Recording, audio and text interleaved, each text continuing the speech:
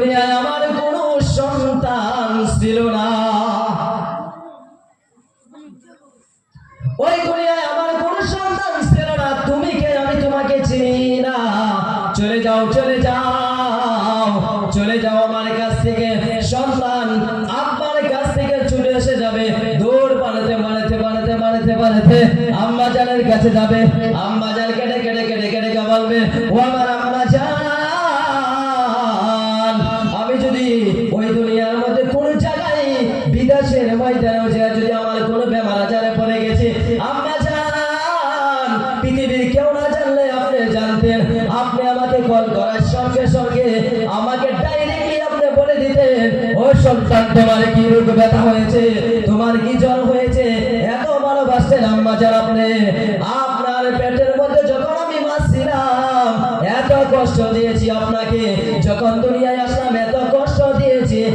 একটানে আপনি 2টি 3টি বছর 5টি বছর পর্যন্ত আমার সঙ্গে লাগাতার মেহনত করেছেন, বিনা দরকারে আপনি মেহনত করেছেন, এত কষ্ট করেছি। এমন সময় গিয়েছে আম্মা জান আপনার, আপনি যখন রাতের বেলায় আমাকে বুকের মাঝে নিয়ে ঘুমিয়ে গিয়েছেন, আমি যখন আপনার বুকের মধ্যে পেটসাপ করে দিয়েছি, আপনি তখন কি করেছেন, আমাকে ডান পাশে শোয়াইছেন। যখন আমি ডান পাশে পেটসাপ করে দিয়েছি রে মা, আপনি বাম পাশে শোয়াইছেন। যখন আমি বাম পাশে নষ্ট করে দিয়েছি, আপনি নিচে সরে যে আপনার নিজের পিঠের তলে যে শুকনো জায়গা ছিল ওখানে আপনি আমাকে শুয়ে রেখেছেন। আমাকে কোনো ধরনের কষ্ট হতে দেন নাই রে আম্মা জান। আজকে আমি কঠিন থেকে কঠিন বিপদের মধ্যে পড়েছি, শুধু একটা রেখে যদি আপনি মা আমাকে দিয়ে দেন তাহলে আমি আল্লাহর জান্নাতে চলে যেতে পারি।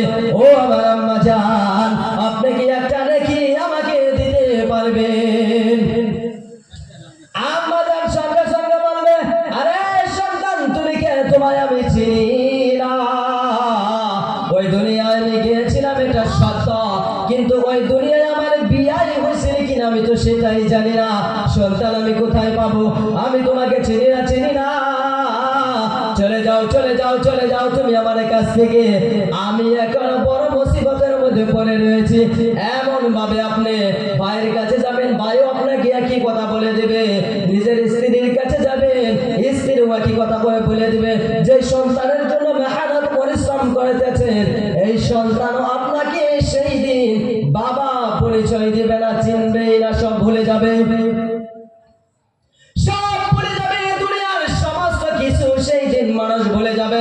মানুষ একটাই বস্তু মনে করে রাখতে পারবে, এই দুনিয়ার মধ্যে কতটুকু সময় মানুষ আল্লাহ এবং আল্লাহ রাসূলের ধ্যানের মধ্যে থাকছে, কতটুকু সময়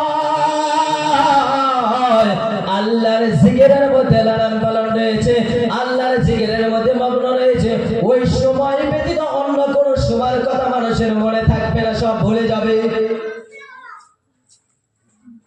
সব মানুষ ভুলে যাবে। এবার আপনি চিন্তা করে দেখেন, এই যে আমি সারা দিন রাত কষ্ট করে যে সন্তানদেরকে খাওয়াইতেছি পিন্দাইতেছি, এই সন্তানও আমার জন্য আপনার জন্য শত্রু হয়ে যাবে। কেন জানেন?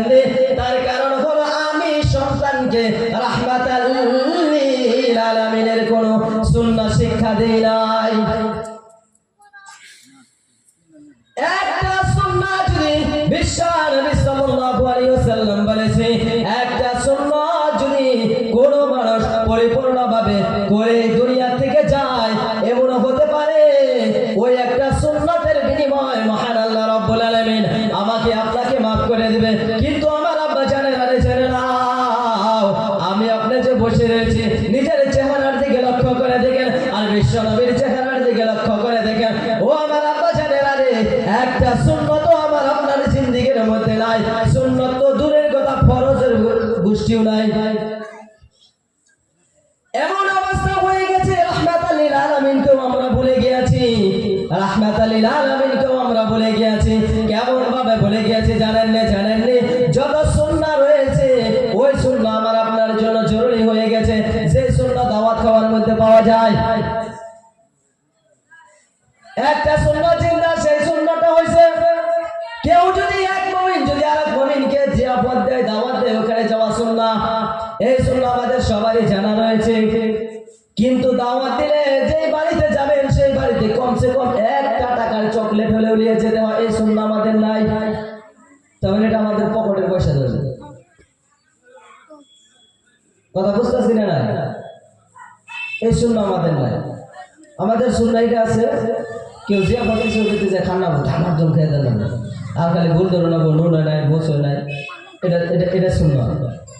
এই সুন্নাহ আমাকে জানাই যে নুন গোছ যা হোক কোনো কিছু করার দরকার যাবো না, এটা যে একটা সুন্নাহ। এত মেহনত করে যে বলতে এত মেহনত করে তারা এনি টাইম ভাবছে যে মানুষ গুনায় কথা বলে একটু সুখে শান্ত খাওয়া দিয়ে, ওই চেষ্টাটাই করে আমরা বেশি করি, তাই না? যে মানুষগুলো যে বলতেছে তারা যেন কোনো ধরনের কষ্ট হয় না, এরপরে মিস্টেক হয়ে গেল কথা হেই ভুলটাই আমরা সব সুন্নতের দিকে যেটা চলে গেছি। আজকাল সময় মধ্যে আমার দাদা যান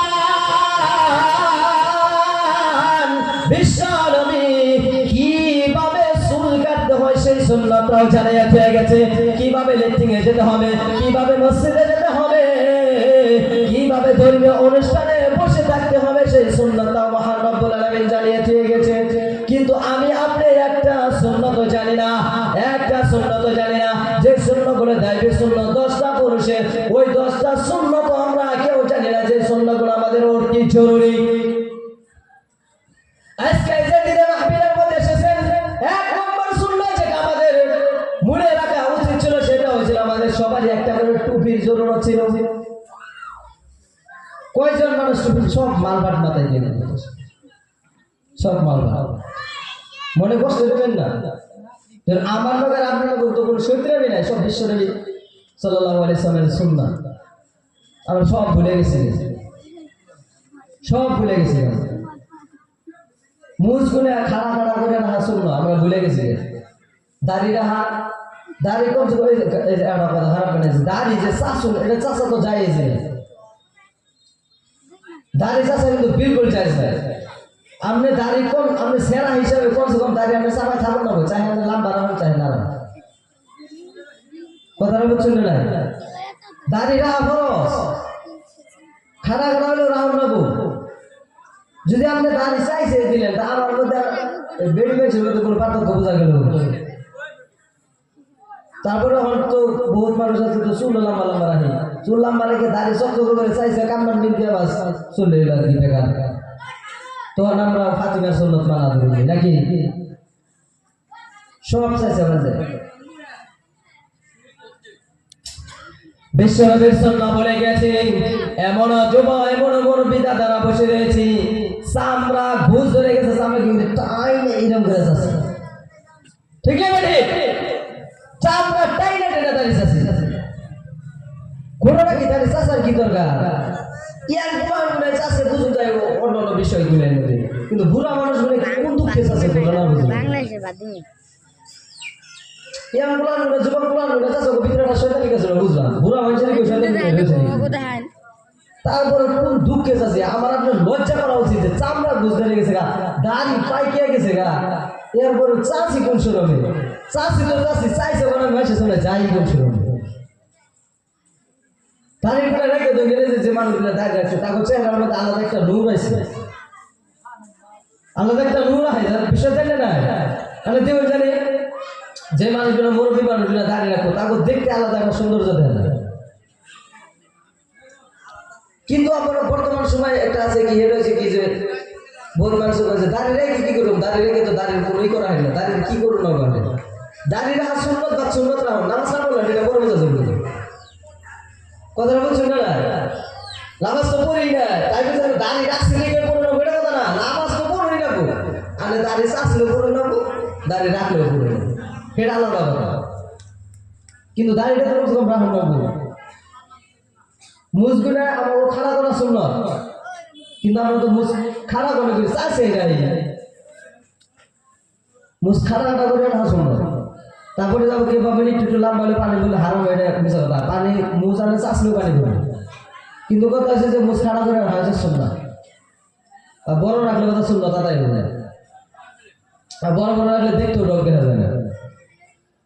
তো যাই হোক অনেক হাদিস কোরআন আর কি সব আমি সব জানি, খালি আমার মানি না।